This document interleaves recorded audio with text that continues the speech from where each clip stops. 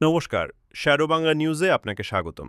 দিনহাটায় পাট খেতে নাবালিকার দেহ উদ্ধারের ঘটনায় গ্রেফতার গৃহশিক্ষক শফিকুল শেখ। দিনহাটার পোয়াতুর কুঠিতে পাটক্ষেত থেকে এক নাবালিকার মৃতদেহ উদ্ধার হয় কাল দুপুরে। এই ঘটনার পর তদন্তে নেমে পুলিশ গৃহশিক্ষক শফিকুল শেখকে গ্রেফতার করেছে। স্থানীয় সূত্রে জানা গেছে, নাবালিকার সঙ্গে তার ঘনিষ্ঠ যোগাযোগ ছিল।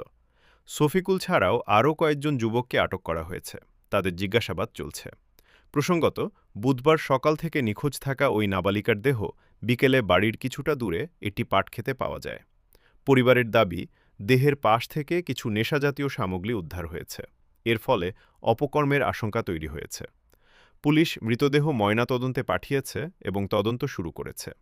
এলাকায় এই ঘটনার পর থেকে ব্যাপক উত্তেজনা ছড়িয়েছে।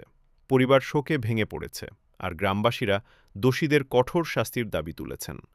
পুলিশ জানিয়েছে, রিমান্ডে নিয়ে গোটা ঘটনার তদন্ত এগিয়ে নিয়ে যাওয়া হবে। ভিডিওটি ভালো লাগলে আমাদের ফেসবুক পেজটি ফলো করুন এবং ইউটিউব চ্যানেলটি সাবস্ক্রাইব করে পাশে থাকুন। সর্বশেষ খবর ও আপডেট সবার আগে পেতে শ্যাডো বাংলা নিউজের সঙ্গেই থাকুন। ধন্যবাদ।